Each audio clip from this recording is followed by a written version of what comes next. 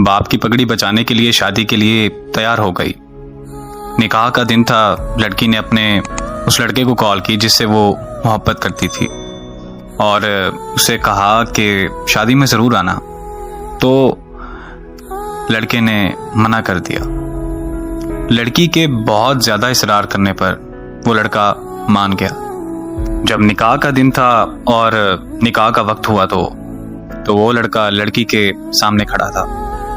वो लड़का उस लड़की की दी हुई अंगूठी पहन कर आया था जो कभी उस लड़की ने उस लड़के को दी थी। मौलवी साहब ने पहला कबूल है कहने को कहा। लड़की कांपती हुई आवाज में बोली, कबूल है। लड़की ने फौरन लड़के की तरफ देखा और वो गर्दन झुकाए उस लड़की के सामने खड़ा था। मौलवी साहब ने दूसरा कबूल है कहने को कहा तो लड़के ने अंगूठी उतार दी।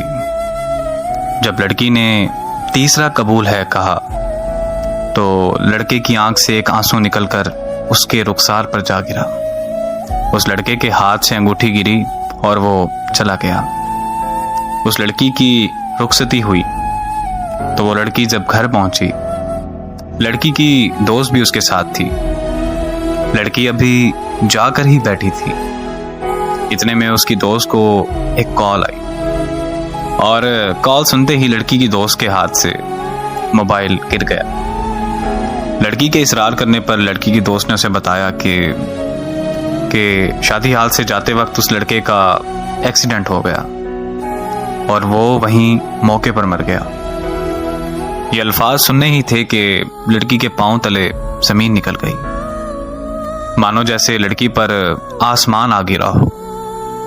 वो लड़की अपने होश गंवा बैठी थी।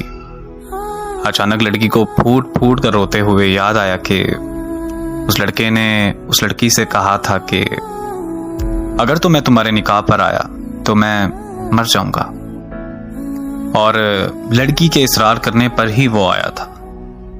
लड़की और फूट फूट कर रोने लगी कि मेरे कहने पर वो आया था।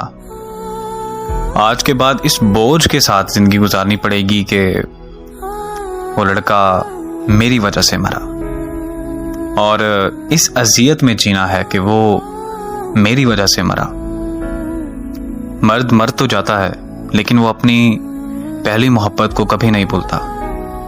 मानो कि उसकी पहली मोहब्बत ही उसके लिए पूरा कुल जहान होती है, और मर्द जिससे सच्ची मोहब्बत करता है तो उसका कब्र तक साथ निभाता है।